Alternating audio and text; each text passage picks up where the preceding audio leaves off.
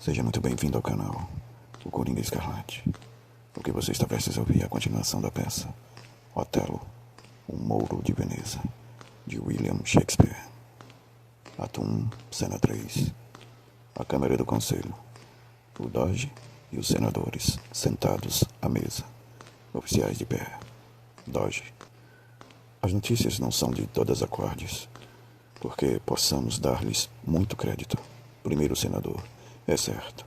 Minha carta fala em 160 galeras. Doge. Fala a minha só em 140. Segundo senador. Pois a minha se refere a 200. Mas embora não haja acordo neste ponto, como soe dar-se, quando é feito o cômputo por simples conjecturas, todas elas concordes são em afirmar que a armada do turco, ora veleja para Chipre. Doge.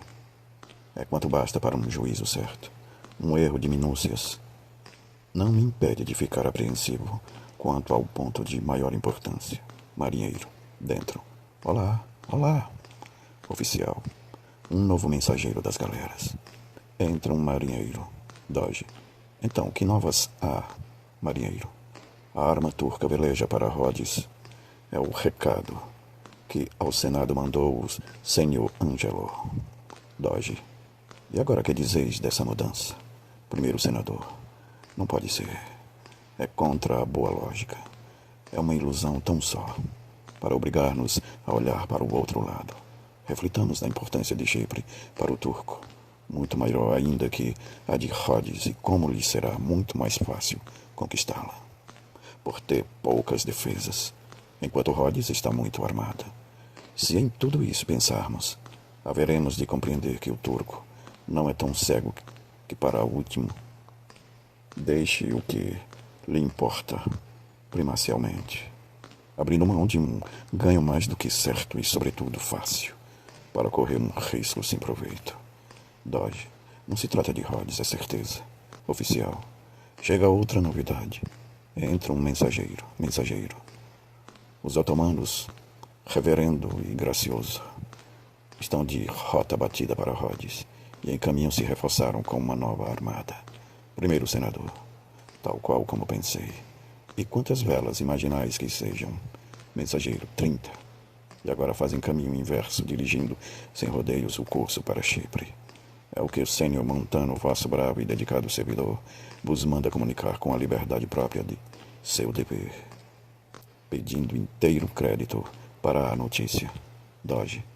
Assim, é mais que certo, vão para Chipre. E na cidade se achas Marcos Lutico? Primeiro senador. Não. Está em Florença. Doge. Escrevei-lhe de nossa parte urgência, muita urgência. Inculcai-lhe. Primeiro senador. Aí vem Brabâncio com o valente Mouro. Entram Brabâncio, Otelo, Iago, Rodrigo e oficiais. Doge. Bravo, Otelo. Precisamos mandar-vos neste instante contra o inimigo comum, contra o otomano. A Brabâncio. Não vos vira. Gentil senhor, bem-vindo. Vosso conselho ajuda-nos faltaram na reunião desta noite. Brabâncio. E a mim os vossos. Perdoe-me, vossa graça, mas não foram minhas obrigações nem quaisquer novas relativas ao Estado que do leito me tiraram a esta hora. Os interesses gerais me importam pouco, pois a minha mágoa particular é de tal modo transbordante e impetuosa que em seu curso submerge e absorve todas as tristezas sem alterar em nada. Doge. Que foi que houve? Brabâncio. Oh, minha filha, minha filha. Doge e senadores. Morta? Brabâncio. Sim, para mim. Foi seduzida, foi-me roubada, corrompida por feitiços e drogas adquiridas de embusteiros, para que se desgarre a natureza por modo tão absurdo, sem que seja nem defeituosa, coxa dos sentidos, nem privada de vista. É necessário que haja feitiçaria. Doge. Seja quem for que tenha usado desses processos vis para deixar privada vossa filha do juízo, e assim vós mesmo, de vossa própria filha. O sanguinário livro das leis haveis de interpretá-lo como vos aprouver. No mais amargo sentido das palavras, sim, ainda que nosso próprio filho fosse o objeto de tal acusação. Brabâncio, humildemente vos agradeço. Aqui se encontra o homem, este Mouro, que foi, ao que parece, por especial recado aqui chamado para assuntos do Estado.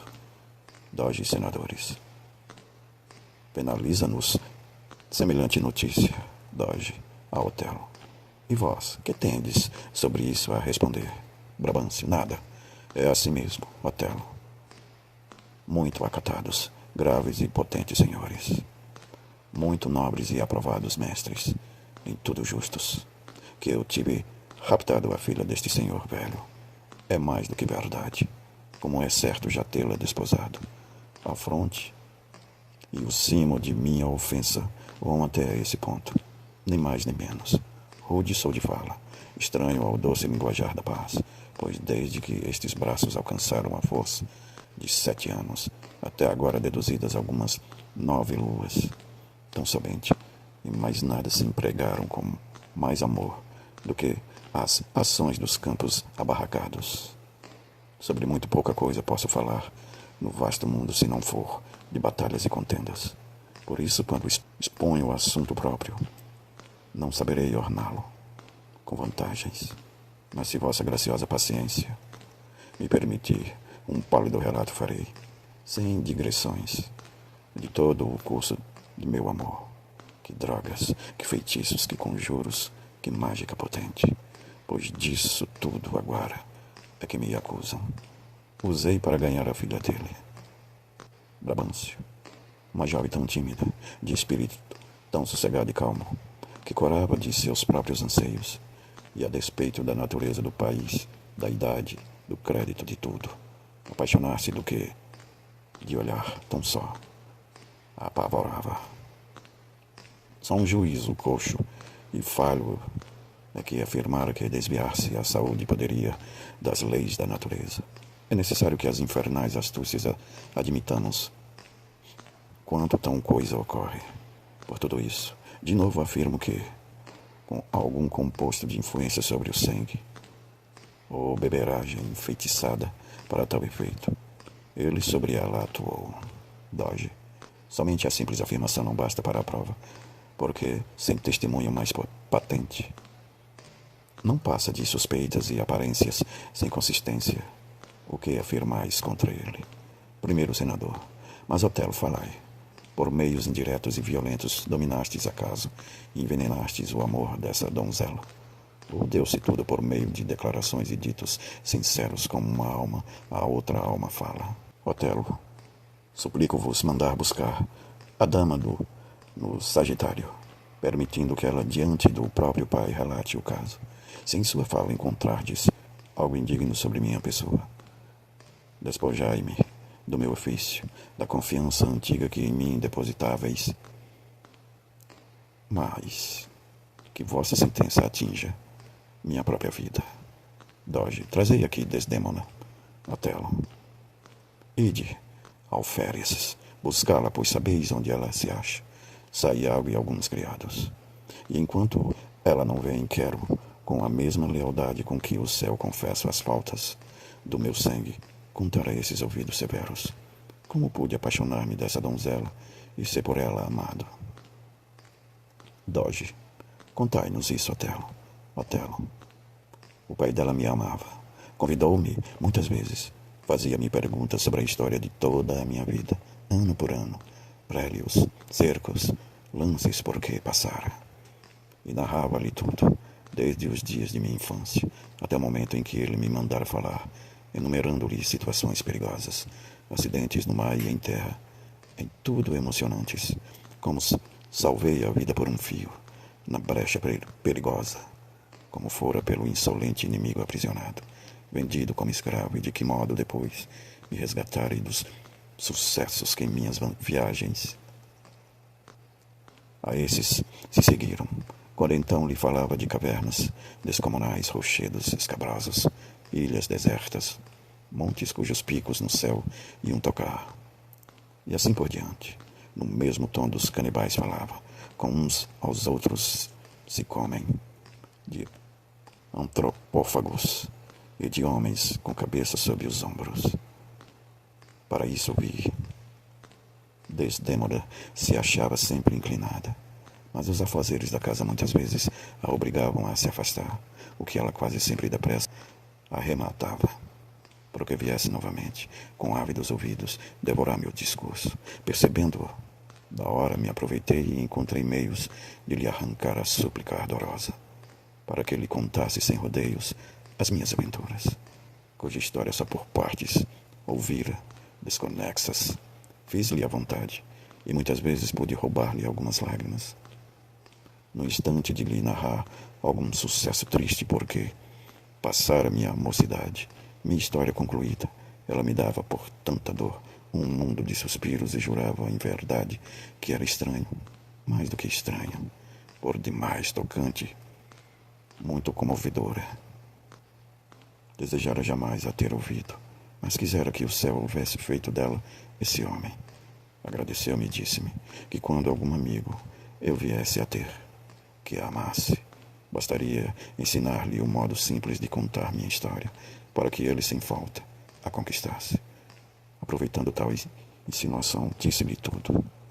Ela me amou à vista dos perigos, porque passei e muito amor lhe tive, por se ter revelado compassiva. Foi essa toda a minha bruxaria.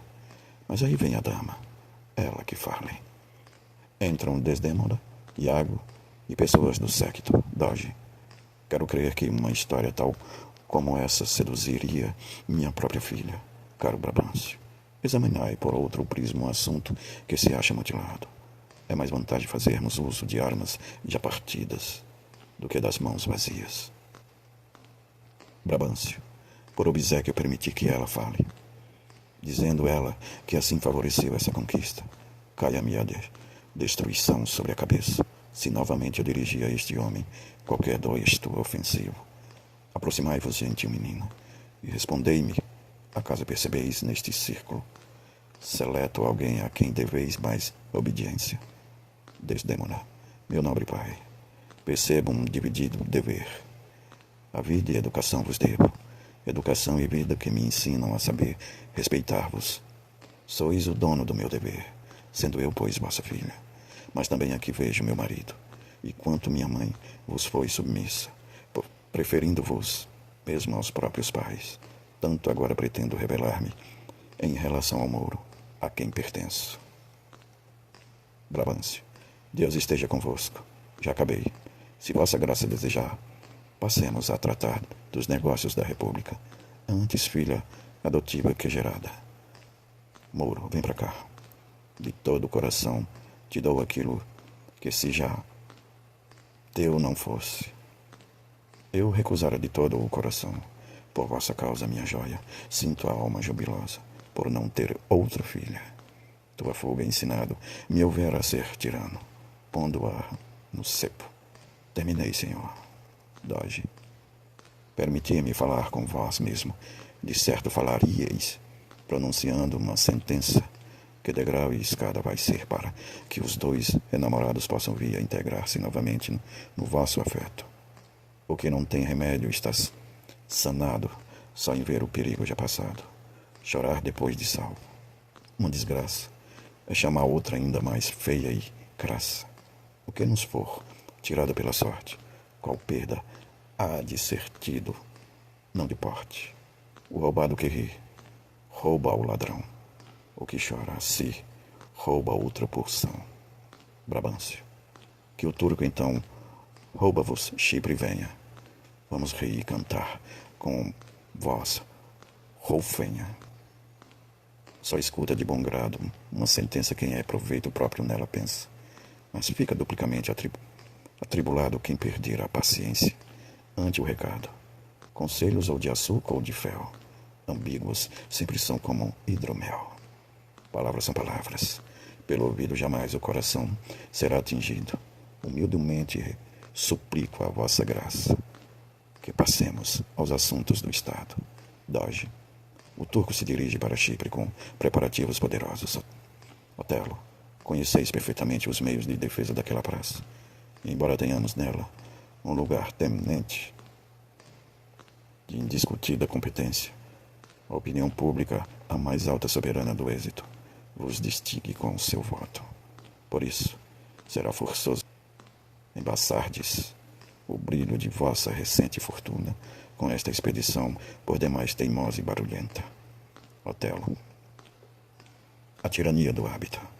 Severos senadores da cama de aço e pedra da guerra fez-me um leito de penugem. Confesso que as empresas arriscadas sempre me deixam álacre e disposto. Assim aceito a direção da guerra contra esses otomanos. Mas, curvando-me muito respeitosamente ante vós outros, suplico que tomeis as convenientes disposições para que a minha esposa alojamento venha a ter e trato com dignos de seu alto nascimento. Doge. Em casa do pai dela, Brabâncio. Não concordo. Otelo, nem eu. Desdémona. Nem eu tampouco. Não desejo voltar a morar lá, porque não deixei meu pai os sentidos impacientes com minha vista. Muito gracioso, Doge. Favoráveis ouvidos concedei para o que vou dizer. Porque, na vossa palavra, eu achar possa um privilégio para minha fraqueza. Doge.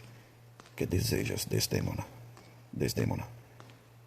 Eu amei o Mouro para viver junto com ele. É o que proclama ao mundo todo minha ação violenta. Submeteu-se-me o coração à essência mesma do meu marido. Vi o retrato de Otelo em seu espírito e as suas honras e partes valorosas. Minha sorte e a alma inteira dediquei. Assim, meus caros senhores, se eu ficar qual parasita da paz e ele partir para essa guerra privada, me verei das qualidades que amá-lo me fizeram. Sempre ser-me necessário aguentar esse intervalo moroso e fatigante de sua ausência. Deixai, pois, que com ele eu também siga. Otelo, dá-lhe essa permissão. Por testemunho invoco o céu de como, fazendo esse pedido, não desejo dar Pablo ao paladar dos apetites, nem acalmar o ardor da mocidade, que já deixei de lado, ou secundárias satisfações pessoais, mas tão somente para fazer justiça ao seu espírito. E não permita o céu que em vossos puros corações admitir venhais, que eu possa prejudicar negócios de tal monta, de tanta gravidade, só porque ela vai ficar ao meu lado. Não. Se um dia o alado devaneio do cupido me selar com sensual embotamento as faculdades especulativas e os órgãos para a ação, e dos prazeres a manchar meu dever e corrompê-lo, que do meu elmo vossas cozinheiras façam um caldeirão, e os mais indignos opositores se levantem contra o apreço em que sou tido. Doge. Seja como vos aprouver. Ou ela fique ou siga. O assunto exige pressa. Diligente deve ser a resposta.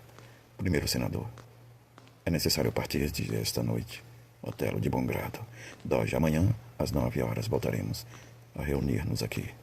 Deixai Otelo um oficial, para que vos transmita nossas ordens e o mais que diz respeito a vosso posto e às honras inerentes. Otelo, se concordais, o alferes é pessoa honesta e de confiança. A seus cuidados confio minha esposa e tudo quanto vossa graça quiser depois mandar-me. Doge. Que seja assim. Boa noite para todos. Abrabâncio. Muito nobre, senhor. Se de beleza a virtude não for destituída, mais bela é o vosso genro do que preto. Primeiro senador. Adeus, valente Mouro. Sê bondoso para Desdémona. Brabâncio. Cuidado, Mouro. Se olhos tens, abre-os bem em toda a parte.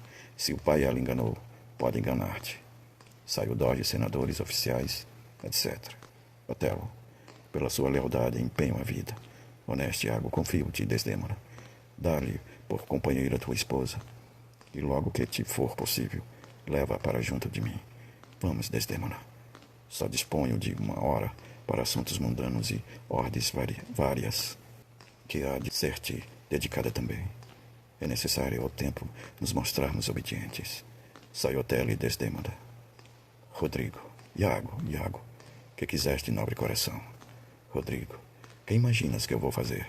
Iago. Ora, deitar-te e dormir. Rodrigo. Ou imediatamente afogar-me. Iago. Bem, se fizeres tal coisa, Nunca mais te terei amizade. E por que isso, meu tolo? Rodrigo, é tolice viver quando a vida é um tormento dispondo nós da prescrição de morrer, quando a morte é nosso médico. Iago, ó miserável, contemplo o mundo há 4 vezes 7 anos, e desde que me tornei capaz de distinguir de uma injúria um benefício, nunca encontrei um homem que soubesse como amar a si mesmo. Antes de eu dizer que pretendia afogar-me por causa de uma galinha d'Angola, trocaria a forma humana pela de um búdio. Rodrigo, que devo fazer? Confesso que me sinto envergonhado por me sentir a esse ponto tomado de paixão, mas não encontro em minha virtude o remédio para isso. Iago, virtude? Uma figa. Depende de nós mesmos sermos assim ou assado.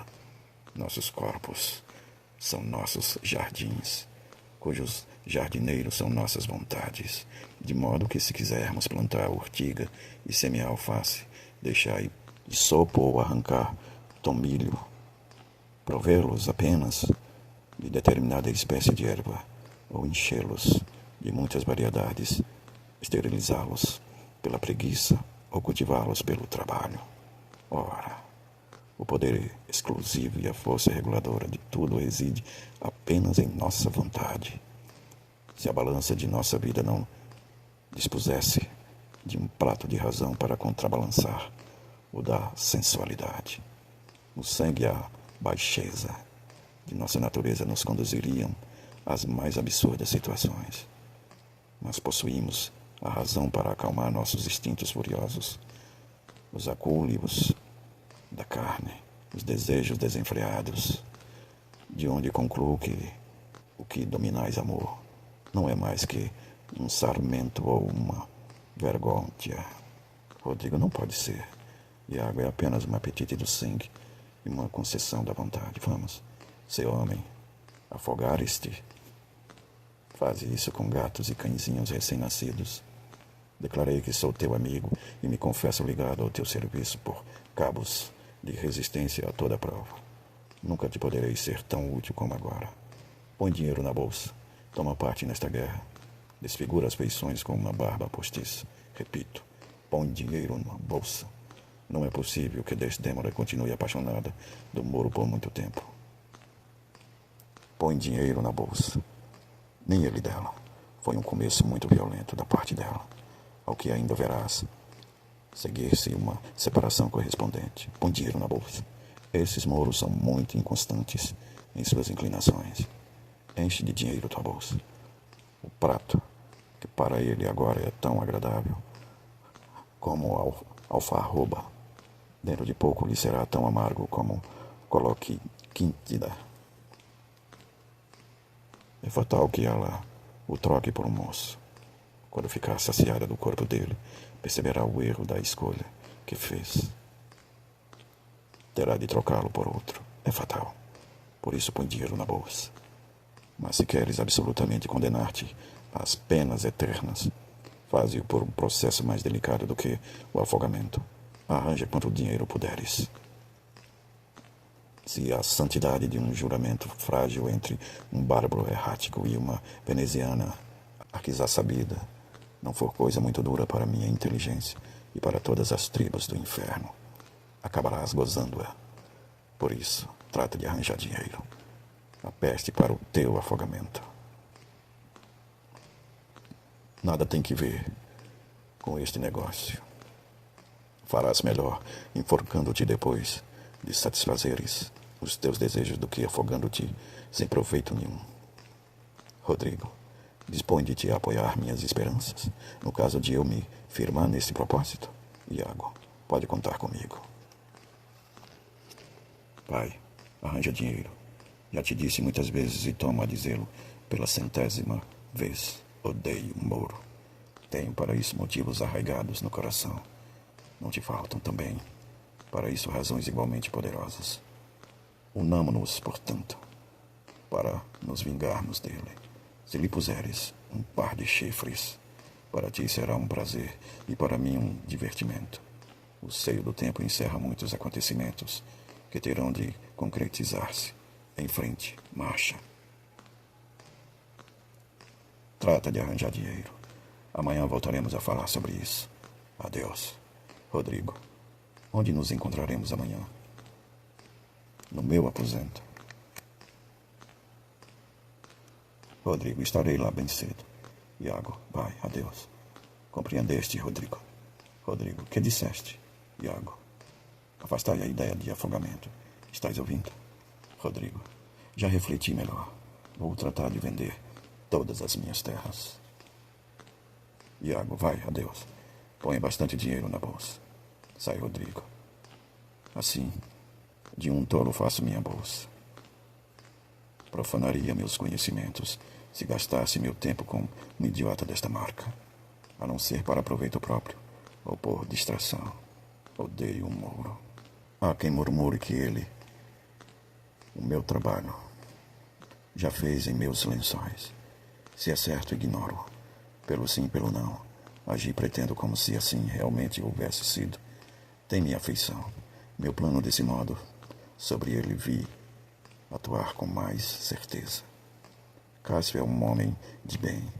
Ora, vejamos como posso alcançar o lugar dele e enfeitar meu desejo com dobrada patifaria. Como? De que modo? Reflitamos. Deixar passar o tempo e embair-lhe os ouvidos, declarando-lhe que Cássio mostra muita intimidade com a mulher dele. O exterior de Cássio e seu todo insinuante o predispõe a tornar-se suspeito facilmente. Foi feito para seduzir mulheres. De natureza é o Mouro livre e aberto. Honesto julga ser quem aparenta. Tão só honestidade. Sem trabalho pelo nariz poderá ser levado. Tal qual os asnos. Pronto. Já está gerado. A noite e o inferno. A luz hão de trazer meu plano eterno. Sai.